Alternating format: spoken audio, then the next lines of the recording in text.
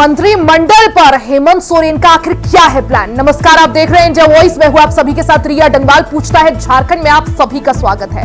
हेमंत सोरेन का राजनीतिक सफर कई चुनौतियों से भरा रहा। हेमंत सोरेन को राजनीति भले ही विरासत में मिली हो, लेकिन वो जनता के नेता है, ये बात उन्होंने एक बार फिर से साबित कर दी है। जी हां, झारखंड में इंडिया गठबंधन को मिली ऐतिहासिक जीत का श्रेय हेमंत सोरेन को जाता है। जीत का सेहरा हेमंत सोरेन के सिर सजा है। यही वजह है कि महागठबंधन की बैठक में फिर से उन्हें ही विधायक दल का नेता चुना गया है। लेकिन मंत्रिमंडल में किसे जगह मिलती है, इसके लिए थोड़ा और इंतजार करना पड़ेगा। अब सवाल यही है कि आखिर किस नए चेहरे को मंत्रिमंडल में जगह मिलती है, किसकी लॉटरी खुलती है और किस पुराने चेहरे को एक बार फिर से मौका मिलता है। झारखंड के नतीजे सभी के लिए कुछ ना कुछ सीख और संदेश लेकर आए। नतीजों ने जहां इंडिया गठबंधन को जनादेश का संदेश दिया, तो वहीं एनडीए के लिए कई सीख लेकर आए कि जो मुद्दे या रणनीति एक राज्य में प्रभावी है, जरूरी नहीं वो दूसरे राज्य में भी प्रभावी हो। हालांकि अब की बार मंत्रिमंडल में कौन से चेहरे दोहराए जाते हैं और किस नए चेहरे को जगह मिलती है, हेमंत सोरेन में कौन कौन, हेमंत सरकार 2.0 में आखिर कौन कौन मंत्री बनता है, अब की बार मंत्रिमंडल को लेकर हेमंत का आखिर क्या खास प्लान है। हेमंत की लिस्ट तैयार है, अब बस शपथ ग्रहण का इंतजार है। एक रिपोर्ट आपको दिखाते हैं। हेमंत सोरेन को राजनीति भले ही विरासत में मिली हो, लेकिन जो जनता का नेता है, लेकिन वो आज जनता के नेता है, ये बात उन्होंने एक बार फिर से साबित कर दी। और जेएमएम कह रही है कि हेमंत है तो हिम्मत है। झारखंड में इंडिया गठबंधन को मिली ऐतिहासिक जीत का श्रेय सिर्फ और सिर्फ हेमंत सोरेन को ही जाता है। जीत का सेहरा हेमंत सोरेन के सिर सजा है। यही वजह है कि महागठबंधन की बैठक में फिर से उन्हें ही विधायक दल का नेता चुन लिया गया। झारखंड के नतीजे सभी के लिए कुछ न कुछ सीख और संदेश लेकर आए हैं। नतीजों ने जहां इंडिया गठबंधन को जनादेश का संदेश दिया, वहीं एनडीए के लिए कई नई सीख लेकर भी आया कि जो मुद्दे या रणनीति एक राज्य में प्रभावी हो, जरूरी नहीं कि वो दूसरे राज्य में भी प्रभावी हो। बीजेपी ने प्रमुखता से बांग्लादेशी घुसपैठ, बटेंगे कटेंगे या फिर एक है तो सेफ है के नारे का असर झारखंड में कामयाब नहीं हो पाया। चली तो सिर्फ हेमंत सोरेन की। लिहाजा जेएमएम की मजबूत धार से कांग्रेस 16 पर संतोष कर झारखंड में सहयोगी दल के साथ सत्ता का स्वाद चख रही है। अब जल्द हेमंत सोरेन फिर से सीएम पद की शपथ लेंगे। पार्टी के प्रति उनकी प्रतिबद्धता क्या है और उनका अनुभव क्या है, सामने रखिए। ये सारी चीजों को देखकर आलाकमान तय करता है कि किसे मंत्रिमंडल में स्थान दिया जाए। पुराने चेहरे भी होंगे, नए चेहरे भी होंगे।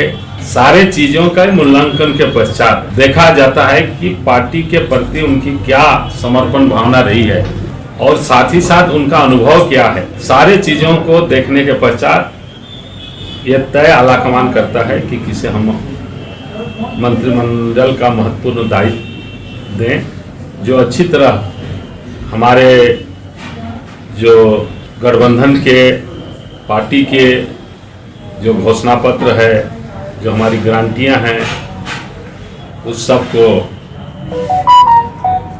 मजबूती के साथ जो कॉमन मिनिमम प्रोग्राम जो बनेगा उसको लागू करने में सक्षम है। वहीं जेएमएम कोटे के मंत्रियों को लेकर मंथन का दौर शुरू हो गया है। कई विधायकों को उम्मीद है कि इस बार मंत्रिमंडल में उनकी लॉटरी खुलेगी। मंत्रिमंडल में क्षेत्रीय और सामाजिक समीकरणों का पूरा ख्याल रखा जाएगा। इसमें चाईबासा के विधायक दीपक बिरुआ, घाटशिला से विधायक रामदास सोरेन और मधुपुर से विधायक हफीजुल हसन बड़े चेहरे हो सकते हैं। नए चेहरों पर भी मंथन का दौर चल रहा है। इसमें गुमला के विधायक भूषण तिर्की और राजमहल के नवनिर्वाचित विधायक एमटी राजा का नाम भी शामिल बताया जा रहा है। इतना ही नहीं, ईचागढ़ की विधायक सविता महतो भी मंत्री बनने की रेस में है। सविता महतो राज्य के पूर्व उप मुख्यमंत्री स्वर्गीय सुधीर महतो की पत्नी है। कुर्मी वोटों को ध्यान में रखते हुए उन्हें मंत्री बनाया जा सकता है। हालांकि इंडिया गठबंधन के नेतृत्व में अब नई सरकार गठन की तैयारी तेज हो गई है। गठबंधन में शामिल दलों को नवनिर्वाचित विधायकों के साथ मंथन जारी है। हालांकि अब की बार मंत्रिमंडल में कौन से चेहरे दोहराए जाते हैं और किस नए चेहरे को जगह मिलती है, ये तय हो जाएगा।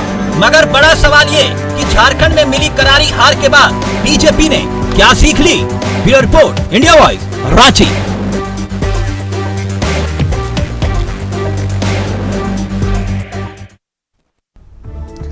तो झारखंड में जेएमएम और कांग्रेस को जनादेश मिल गया है। वहीं दूसरी तरफ अब इंतजार है तो सिर्फ और सिर्फ हेमंत सोरेन के शपथ ग्रहण का। हालांकि मंत्रिमंडल में किस नए चेहरे को अब की बार जगह दी जाती है, क्योंकि हेमंत की लिस्ट है तैयार। अब इंतजार है तो सिर्फ शपथ ग्रहण का। नए चेहरों में किस किस की आखिर लॉटरी खुलती है, आज इसी पर चर्चा करेंगे। हमारे साथ खास मेहमान जुड़ गए हैं, परिचय करवा देती हूं।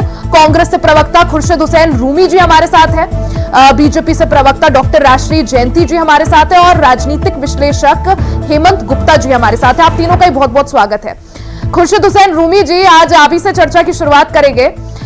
खुर्शीद जी, मंत्रिमंडल को लेकर आखिर क्या कुछ प्लान है, क्योंकि जनादेश तो जेएमएम कांग्रेस को मिल गया है, लेकिन मंत्रिमंडल को लेकर क्या कुछ प्लान अब? ऐसा है कि 2024 के विधानसभा चुनाव में आपके चैनल में ही हम लोगों ने ये कहा था कि एनडीए अगर जहां अभी है वहां तक पहुंच जाती है तो उसके लिए ये बड़ी उपलब्धि होगी, लेकिन वहां तक भी ये नहीं पहुंच पाए और ये तो बटेंगे, कटेंगे, एक रहेंगे, सेफ रहेंगे, डेमोग्राफिक चेंज और घुसपैठिया, इसको झारखंड की जनता ने बुरी तरह से नाकार दिया है। एकदम जैसे बोलते हैं कि सफेद हस्ती से मिटा देने वाली बात, वो बात हुई है। अब जनादेश इंडिया गठबंधन को झारखंड में मिल गया है। 28 तारीख को 11:30 बजे मोराबादी मैदान में मंत्रिमंडल का शपथ ग्रहण होगा।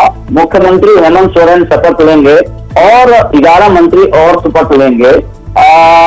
ये गठबंधन है, जेएमएम का अपना आंकड़ा है, कांग्रेस के 16 विधायक तरफ से कौन नहीं, अभी ये आलाकमान को अधिकृत कर दिया गया है और आलाकमान तय करेगा कि कांग्रेस कोटे से कौन कौन मंत्री होंगे। अच्छा, कांग्रेस कोटे में कितनी सीटें मंत्रिमंडल की? 4। अच्छा, 4 मिलेगी, ठीक है। जी हाँ, कल ही विधायक दल की बैठक हुई है और विधायक दल की बैठक में आलाकमान को यह अधिकृत कर दिया गया है।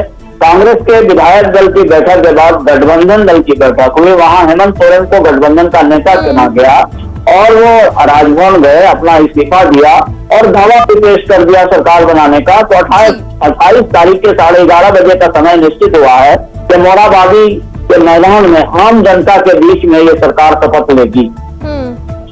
चलिए, यानी डेट तैयार है, मंच तैयार है, ऐसे में अब सिर्फ ये देखना बाकी है कि किसे आखिर मंत्रिमंडल में जगह दी जाती है। हालांकि आपने बता दिया कि कांग्रेस को 4 जो है मंत्री पद मिलेंगे, हालांकि कौन सा मंत्रालय मिलता है वो भी देखना महत्वपूर्ण होगा। राष्ट्रीय जी, जिस तरह से खुर्शीद जी ने भी कहा कि भारतीय जनता पार्टी बांग्लादेशी घुसपैठियों का मुद्दा उठाया, रोटी बेटी माटी का मुद्दा उठाया, क्या आपको नहीं लगता राष्ट्रीय जी की मुद्दों में कुछ कमी रह गई? या बटेंगे कटेंगे, जरूरी नहीं कि महाराष्ट्र में जो चल जाए वो झारखंड में भी चल जाए, जो नारा आपका महाराष्ट्र में चल गया वो झारखंड में नहीं चल पाया। क्या सीख बीजेपी ने ली झारखंड की, जिस तरह से करारी हार बीजेपी को मिली? जी रिया जी, आपकी बात बिल्कुल भी सही है और 2 लाइनों से पहले मैं अपनी शुरुआत करूंगी कि माना कि आपकी जीत हुई, आप सुर्खियों में है, माना कि आपकी जीत हुई, आप सुर्खियों में है, पर राज्य में हमारी हार की चर्चा भी खूब हो रही है। तो निश्चित रूप से ये हार तो कबूल ही है और जनादेश है तो स्वीकार्य है।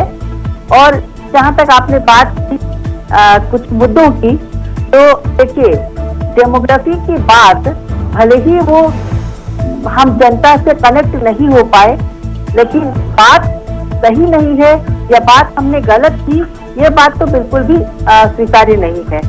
ये और मुद्दा है कि इसे स्वीकार्यता जनता से कनेक्ट नहीं हुआ और जनता को जो क्षणिक जो मिला था 57 महीने के बाद वो मैया सम्मान योजना, वो एक ज्यादा कनेक्ट कर पाई उन मुद्दों से, और जो बिजली माफी की बात है वो सारा ज्यादा कनेक्ट हो पाया। ये हम स्वीकार करते हैं। और जहाँ तक अभी घुसपैठियों की बात आप कर रहे हैं, ठीक है, ये कनेक्ट नहीं हुआ, लेकिन कोई बात अगर कनेक्ट नहीं होती तो वो उसका जो फैक्ट है वो गलत है, ये बात तो नहीं साबित हो जाता। अगर हम 1951 से गणना की बात करें तो किस तरह से 44 से 36 हो गई, 7 साल प्रगणना की बात करें तो किस तरह से 40 से 28 हो गई। तो ये सारी बातें तो ऑलरेडी फैक्ट्स चाहे जो भी हो राशि जी, सवाल यही है कि जनता के साथ आपके मुद्दे ना कनेक्ट कर पाए, ना ही आदिवासियों का वोट आपको अब की बार मिला। जी बिल्कुल, आप जो है वो पिक्चर आप सामने है। आप मुद्दों की बात करते हैं तो हम ये नहीं मानेंगे कि हमने जो घुसपैठियों का मुद्दा उठाया जरूर, और ये हमारे पंचप्रण के बाद हमारे संकल्प पत्र आया उसमें भी है। और जहाँ तक अभी सबसे पहली बात की बहुत अच्छे जनादेश से झारखंड मुक्ति मोर्चा और उसके जो सहयोगी पार्टियां हैं, महागठबंधन, उन्होंने एक बहुत अच्छा झारखंड में उसको जनादेश दिया, उसके लिए हम सबके ओर से बधाई के पात्र भी है और हमारी शुभकामनाएं भी उनके साथ है। अब हमारी का एक सशक्त और सकारात्मक विपक्ष की भूमिका में जरूर रहेगी। जब भी हमारे सहयोग की आवश्यकता होगी किसी भी काम के, तो भारतीय जनता पार्टी का हर एक कार्यकर्ता और हर एक नेता उनके साथ खड़ा है और राज्य के विकास के लिए सभी को बातें होती है तो हम कभी भी पीछे नहीं हटेंगे। और हमारी शुभकामनाएं हैं कि जितना इन्होंने वादा किया, जितना इन्होंने जनता से वादा किया, वो चाहे मैया समाज योजना में 2500 रुपए हो, 10 लाख नौकरियों की बात हो, बिजली माफी की बात हो, कृषि ऋण माफी की बात हो, जितने भी इनके संकल्प में है घोषणा पत्र में, तो हम लोग चाहेंगे कि वो इसको साकार करें और राज्य के विकास में, ठीक है, उसकी जनता ने उनको आदेश। हेमंत जी, जिस तरह से अब की बार हेमंत सोरेन की सत्ता में वापसी हुई है और काफी ज्यादा मजबूत स्थिति में है, अच्छे खासे मैंडेट के साथ वापसी हुई है, पूरा जनादेश उन्हें और कांग्रेस को मिला है, क्या लगता है हेमंत जी अब की बार कैसा दिख सकता है हेमंत सोरेन 2.0 मंत्रिमंडल? कहते ना, सिक्के के दो पहलू होते हैं, एक नेगेटिव और एक पॉजिटिव। इस बार जेएमएम और उसकी गठबंधन सरकार ने बहुत जबरदस्त काम किया और नो डाउट इन्होंने जो गलतियां की है उसका खामियाजा भी इनको भुगतना पड़ा था, पर ये दोबारा वो गलतियां नहीं करेंगे। इसलिए इनकी जो स्ट्रैटेजी होगी इस बार बहुत फ्रूटफुल होगी और बहुत अच्छा काम करेंगे। उम्मीद करता हूँ कि ये जो वादे किए वो पूरा भी करेंगे। इसके लिए खुशी था तो मैं पहले से धन्यवाद देता हूँ, क्योंकि आपने जो कहा था वो पूरा हुआ। लेकिन कुछ बातें हैं मैं आपको बताना चाहता हूँ। भाजपा की ये जो हार हुई है उसमें मुझे ये लगता है कि भाजपा की तरफ से 2-3 चीजें जो पॉजिटिव होनी चाहिए थे वो पॉजिटिव नहीं होकर नेगेटिव हो गई। उन्होंने जो मुद्दे उठाए थे उसको जिस तरीके से प्लेस करना था, जितने एग्रेसिव ढंग से किए, उन लोगों को दूसरे नेगेटिव पहलू में चला गया। उन लोगों को लगा कि ये लोग हमें बांटने की बात कर रहे हैं, हमें तोड़ने की बात कर रहे हैं। और जो समुदाय, इलिटरेट समुदाय जो गांवों में बस रहा है, उनके दिलों में चूंकि वो इमोशनल कार्ड की तरह खेल गए, इसमें इन्होंने कोई भी रिएक्ट नहीं किया। ये इनके लिए प्लस पॉइंट हुई जेएमएम के साथ। और उसका हमेशा ये मिला कि जितने भी शेड्यूल कास्ट के वोट थे वो एक मुश्त इनको मिल गए। उसका परिणाम अगर देखना तो देखिए, भाजपा की जितने भी शेड्यूल कास्ट के लोगों को उठाया गया था, एक तो वहां गलती हो गई कि जो चेहरे एमपी पोस्ट में हार गए थे एमपी के लिए, उनको एमएलए के लिए लगाया गया, एक गलती वहां हो गई। दूसरा, जो वैसे लोगों को स्टेज दिया गया, बड़े नेताओं को छोड़ दिया जाए, तो स्थानीय लोगों को और जातिगत जो नेता थे उनको स्थान नहीं दे करके उन लोगों को दिया जिनके पीछे वोट बैंक नहीं थी। तो इनके से जो वोट बैंक के जो वर्कर थे वो भाग गए, तो वोट बैंक जो भागी तो इनको लॉस हो गया। तीसरा कि जयराम माथुर की इसमें एंट्री हो गई सिलेक्शन में, तो उन्होंने कुर्मी और तेली वोट बहुत जबरदस्त काटा और इतना काटा कि कई जगह बहुत कम मार्जिन से भाजपा और कांग्रेस और जेएमएम के लीडर जीते। लिहाजा इसका फायदा क्या हुआ कि गठबंधन की सरकार को, जेएमएम की गठबंधन को, इंडिया गठबंधन को फायदा हो गया। और इसका बेनिफिट ये जो मिला, ये घूम करके जीते 56 सीटें लाना, ये अपने आप में एक रिकॉर्ड की तरह आ गई है। और ये जनादेश ये बताती है कि अभी भी भाजपा को अपने कार्यशैली पर और संगठन पर बहुत सुधार की जरूरत है। एक इंडिकेशन, यानी एक नहीं कई सारी वजहें थी जिस वजह से बीजेपी की ये हालत हुई झारखंड में। लेकिन हेमंत जी, अगर समझें मंत्रिमंडल का डिस्ट्रीब्यूशन, जिस तरह से खुर्शीद जी ने भी अभी समझाया, सबसे ज्यादा विधायक जेएमएम 6 मंत्री पद की बात सामने आ रही है। कांग्रेस को 4 मंत्री पद दिए जा रहे हैं और जो 1 मंत्री पद है वो इनके सहयोगी आरजेडी को। किस तरह से समझ पा रहे हैं इसे? देखिए रिया, अभी मंत्रिमंडल को मैं सबको खुश करना है, तो जेएमएम चाहेगी कि वो कोई नाराज ना हो और अपना बैलेंसिंग बना के चले, इसलिए उन्होंने एक फॉर्मूला तय किया 6-4-2-2-1-1। इस तरीके से उन्होंने तय किया और अभी ये जेएमएम से बनेंगे, 4 कांग्रेस की तरफ से होंगे और 2-2 पार्टियों को मिलेगी। ये ऐसा सोच के मान रहे हैं। अभी तो एक ही चीज देना चाह रहे हैं ये लोग, लेकिन बैलेंसिंग करने के लिए चाहेंगे कि वो चेहरे जो ज्यादा मार्जिन से जीते हैं और जो अपनी पार्टियों को लीड करते हैं, उनको ये मंत्रिमंडल में शामिल करें। खुर्शीद जी, क्या ऐसा है कि सिर्फ 16 विधायक लाकर कांग्रेस जो है सत्ता का मेवा खा रही है?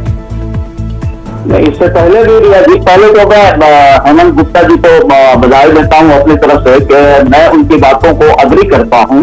हालांकि हेमंत गुप्ता जी भी पहले डेमोग्राफिक चेंज और बांग्लादेशी घुसपैठियों पर बहुत अडिग रहते थे, लेकिन अब उनका टोन थोड़ा सा डाउन हुआ है और लैंग्वेज भी चेंज हुआ है, तो मैं उनकी बातों से अग्री करता हूँ। ऐसा है कि पार्टी के प्रति जो प्रतिबद्धता और समर्थन ये पार्टी देखती है कि कौन व्यक्ति हमारे घोषणा पत्र को, हमने जो 7 गारंटियां दी हैं, कौन व्यक्ति इसको लागू करा सकता है, किसके अंदर कैपेसिटी है। नहीं, गारंटियां पूरी हो जाएंगी खुर्शीद जी, क्योंकि पहले बीजेपी ही सवाल उठा रही थी कि पहले पुराने वादे जो हैं 2019 के वो पूरे नहीं हुए, अब की बार के कैसे होंगे?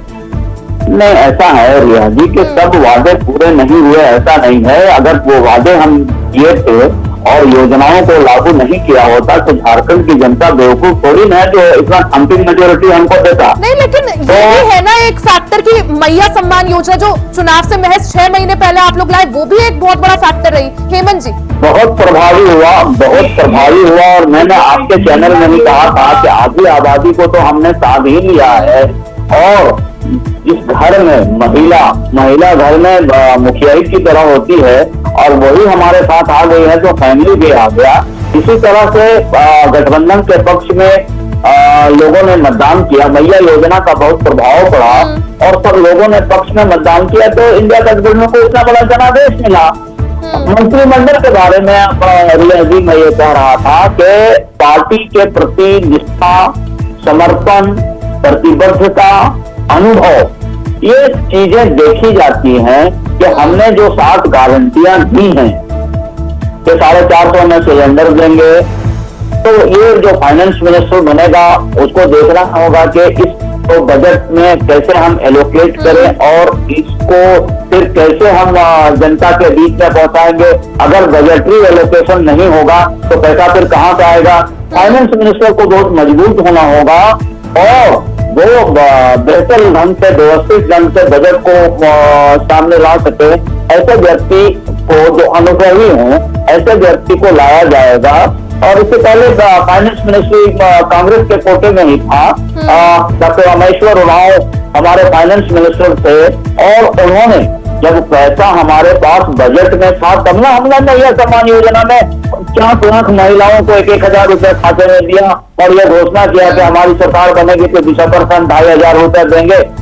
बिजली बिल माफ किया। राष्ट्रीय जी कुछ कहना चाह रही है? राष्ट्रीय जी, बिजली बिल माफ किया, 2 लाख किसानों का ऋण माफ किया। सवाल पूछ रही है, सवाल सुन लेने दीजिए जी। मेरा ये प्रश्न है कि अगर मान लीजिए कि अगर ये बजट एलोकेशन की बात होती तो from the very beginning of the government ये शुरू हो जाना चाहिए था, लेकिन एलोकेशन की बात रही थी कि एक चुनावी लोक लुभावन बजट की बात थी जो मैया सम्मान योजना की बात थी। इसे सादे शब्दों में स्वीकार करने में मुझे नहीं लगता कि किसी को भी दिक्कत होनी चाहिए और ये बहुत अच्छा कनेक्ट हुआ। ये तो एक बहुत अच्छा, क्या बोले जिसको, एक अच्छा फॉर्मूला जो हम लोग डालते हैं कहीं कहीं, ये बहुत अच्छा फिट हुआ। नहीं, क्योंकि राष्ट्रीय जी पहले भारतीय जनता पार्टी वादा खिलाफी का ही आरोप लगा रही थी हेमंत सोरेन नहीं, सरकार वादा पर। खिलाफी मुझसे अब की पर बार क्या नहीं, विश्वास है कि जो 7 गारंटियां दी है वो पूरे होंगी? इसीलिए क्योंकि देखिए हम लोग तो जो बीत गई सो बात पे पहले के मुद्दे थे, इन्होंने उसको नहीं वादा किया और लोगों तक नहीं पहुंचा, ये बात भी उतनी सच्ची है। लेकिन हम ये नए सिरे से नई सरकार का गठन और नए सिरे से सारी बातें हो रही है, तो बस इतनी से गुजारिश है कि पिछले जैसे जनता को धोखे में न डालकर, जनता को बहकावे में न डालकर जो इन्होंने अभी वादा किया है वो पूरा करें, और इसके लिए बहुत सारी शुभकामनाएं हैं। जो पहले राजनीति को इन्होंने विरासत समझ बैठा था, भ्रष्टाचार को सियासत समझ बैठा था, और सत्ता के विषय में इतने भी चूर नहीं होना चाहिए कि झारखंड को अपनी रियासत समझ बैठना। तो ये मेरा कहना है कि झारखंड को सजाया संवारा तो हम लोग के सभी पूर्वजों ने, और भगवान बिरसा मुंडा की इस धरती को हम आगे ले जाए, चाहे पार्टी कोई भी हो, बस मुद्दा और हमारा विषय यही होना चाहिए राज्य के विकास में हम अपनी सहभागिता किस तरह से निभाए। बस मेरा इतना ही मुद्दा। और पहले के वादा खिलाफी कितनी हुई ये हम लोगों ने बहुत बार बोल दिया, और इसमें भी जो हम बोल रहे हैं उसमें भी कोई छूट नहीं है कि जो वादा इन्होंने किया था, चाहे युवाओं के लिए हुआ, चाहे महिलाओं के लिए हुआ। 7400 केसेस पेंडिंग है बलात्कार के, और जो केसेस दर्ज हुए हैं, महिला आयोग का गठन नहीं हुआ, और उसमें 700 केसेस। चलिए कोई नहीं, लेकिन राष्ट्रीय जी अब मैंडेट उन्हें मिल गया है, अब सत्ता उनके हवाले। ये सब बातें तो अब वापस तो नहीं है ना, ये सब बातें तो आगे बढ़ चुकी है और यही तो स्टार्ट करना है। तो हम ये चाहेंगे कि ये सारी शुभकामनाएं सारी जनता की इनके साथ मिल गई है, तो इस जनता के साथ भी अपनी जो सार्थकता है और सार्थक कदम उठाकर राज्य के विकास में अपनी सहभागिता। हेमंत जी, कांग्रेस की भूमिका को किस तरह से देखे झारखंड में, क्योंकि आरोप ये भी लग रहे हैं कि 16 विधायक लाके सत्ता का मेवा जो है कांग्रेस 5 साल खाएगी अब, तो वाकई जो मेहनत थी उसकी बात करें, या जिस तरह से आरोप लग रहे हैं कि अब सत्ता का मेवा सिर्फ 16 विधायकों के साथ? नहीं, ऐसी बात नहीं है। आप इसको अगर राष्ट्रीय परिप्रेक्ष्य में आप देखेंगे रिया, तो आप देखिए कि महाराष्ट्र में जो इलेक्शन हुआ और उपचुनाव जो यूपी में हुआ, वहाँ देखिए पूरा कांग्रेस का टुकड़ा साफ हो गया।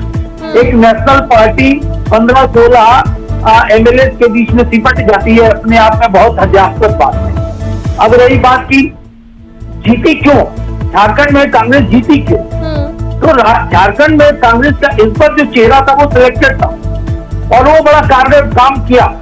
देखिए यही चीज मैं आपको अभी बता रहा था, जैसे राशिद भाई ने कहा, खुर्शीद भाई ने कहा कि हम लोग बीजेपी मुद्दे से भटक गया और हेमंत भाई को मुद्दे की बात नहीं करके अभी सॉफ्ट हो रहे। नहीं, मैं ये कह रहा हूँ कि बीजेपी जो है जो मुद्दा उठाई वो नेशनल इशू हो गया। अब ये अलग बात है कि ये मुद्दा महाराष्ट्र में चल गया और ये मुद्दा कांग्रेस में नहीं चला।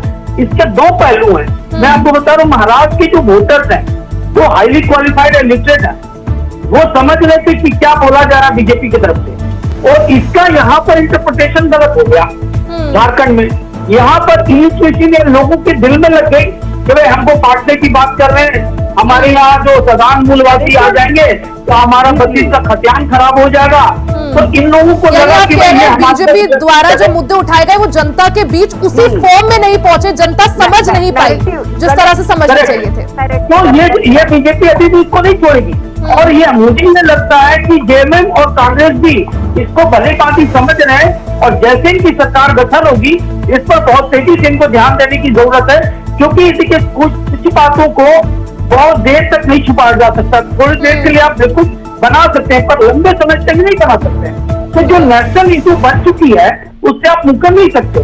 फिर भी मैं तो ये कहूंगा कि इन्होंने जो इंडी गठबंधन ने जो जीत हासिल की है वो अपने आप में लाजवाब है, बहुत बधाई के पात्र हैं, और इनको बहुत अच्छे से अपने वादों को निभाना चाहिए, सरकार चलाना चाहिए। अगर चला लेते तो ये समझिए कि आगे बीजेपी के लिए बहुत मुश्किलें तय करेंगे, लेकिन बीजेपी रूमी जी रूमी जी जो कमियां, क्योंकि इससे पहला टर्म भी आप लोगों ने सर्व किया था, आप लोग सत्ता में थे, जो कमियां इससे पहले रह गई, किस तरह से अब की बार जो आने वाला टर्म है कैसे उन कमियों को पूरा किया जाएगा, भरा जाएगा?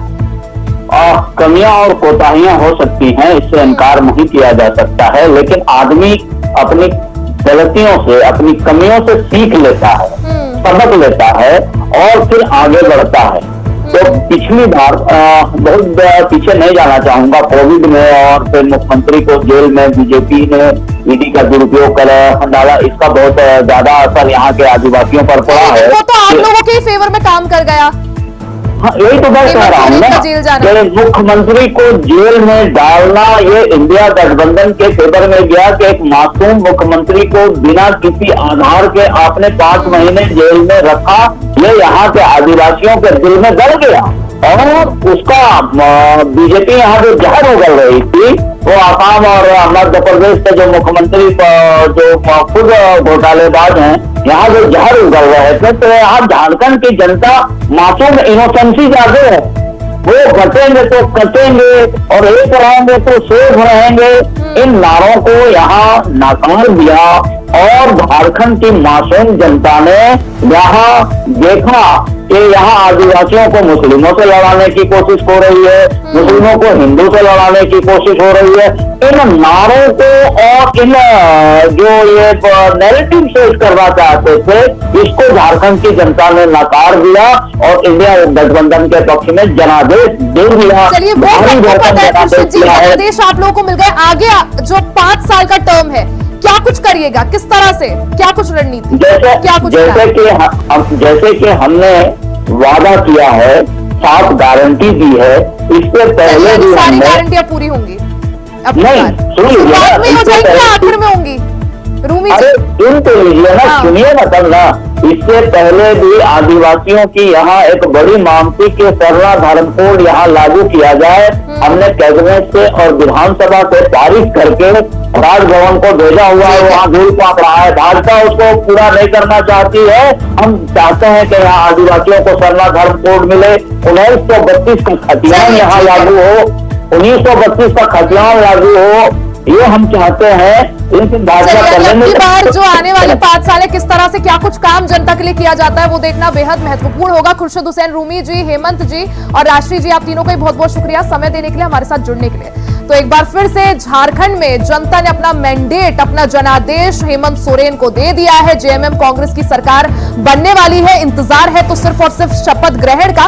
सवाल यह भी कि अब की बार मंत्रिमंडल में कौन से चेहरे दोहराए जाते हैं और किस नए चेहरे को जगह मिलती है। हेमंत सोरेन सरकार में कौन कौन नए मंत्री बनाए जाते हैं, मंत्रिमंडल अब की बार कैसा दिखता है, इसके लिए थोड़ा और इंतजार। इसी के साथ इस चर्चा में फिलहाल के लिए सिर्फ इतना ही। खबरों का सिलसिला जारी रहेगा, बने रहे हमारे साथ।